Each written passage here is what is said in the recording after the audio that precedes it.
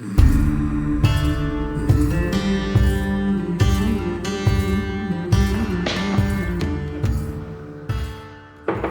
back. He never left.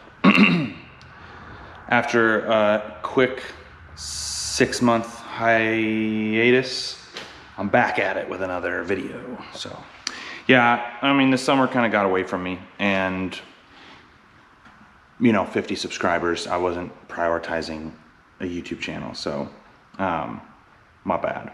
But, and I could tell you a myriad of projects and things over the summer that I could have filmed, would have made great content, and obviously it was summer, so more comfortable working conditions and whatever. I didn't do it, so get over it. Mid-November now, 2025. We are heading into winter, and I realized last winter when our electric bill was over $1,000 a month that I had a problem. The problem was frozen water. And I spent a lot of time on forums, searching YouTube, what is the most cost-effective solution. You can do drinking posts. You can do automatic. Obviously, I think the obvious solution is more automatic waterers, but didn't have time to trench and put in water lines and run electrical. And I've been running just like the Harbor or the Rural King de-icers in a 150-gallon metal tank all winter, and doing like, oh, that's just what everybody does. And it's just awful, so I found a guy on a forum that shared, it was actually like a solar forum, and he shared his method for building a more cost-effective or efficient tank water. So this is what I got. Pardon the cluttered shop. I got this piece of crap Astrovan and our camper and junk. So 100-gallon Rubbermaid stock tank, pretty standard.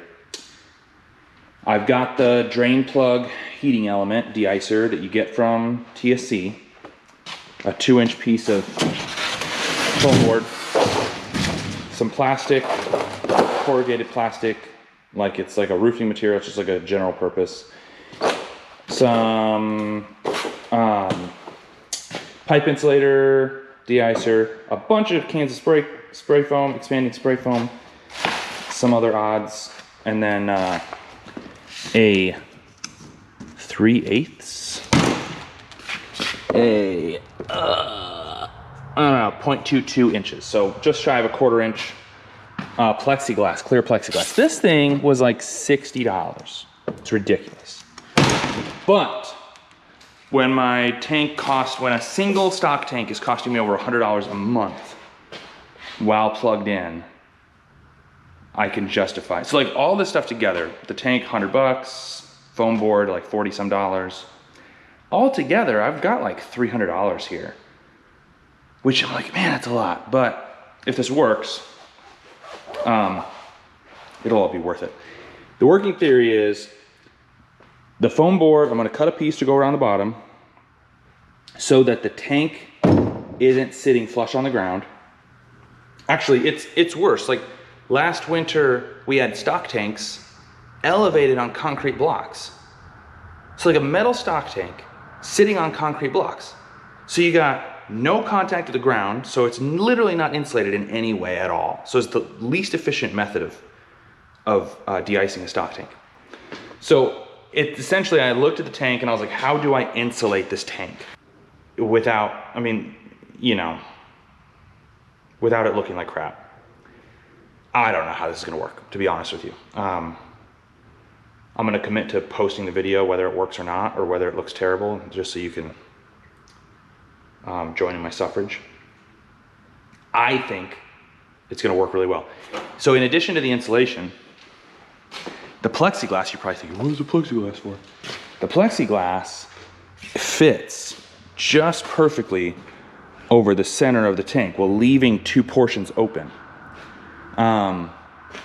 The idea being, and that's probably what I'm the most confident in, it's gonna act as, not only is it gonna help trap the heat in the water, so you're gonna have less heat escaping off the surface of the water. You're gonna have less wind whip across the top of the water, pulling heat away. But it's actually gonna act as a solar heating element. So the sun, even in the coldest days, sun's gonna shine through that plexiglass and add solar heating to help maintain the heat of the water. I think that's pretty awesome. I don't know if it's gonna work. I think it's gonna work, but we'll see. We'll see.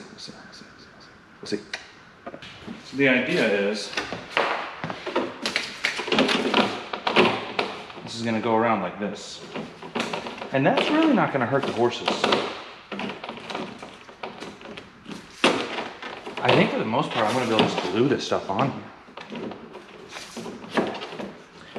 No, it won't hurt the horses, and that's gonna be a lot of insulation. For sure.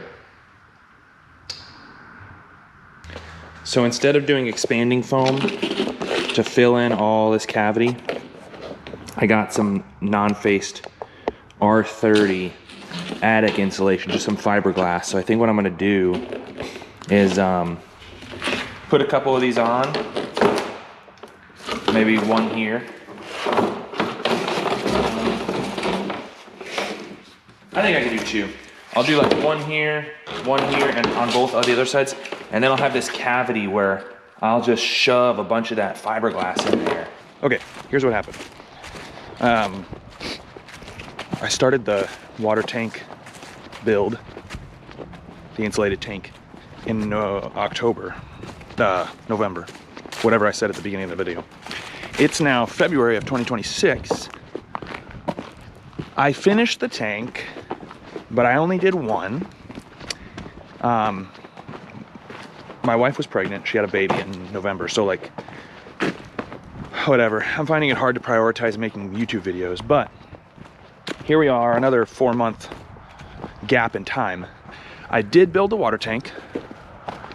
It is here. A lot of the steps ended up getting skipped or not filmed.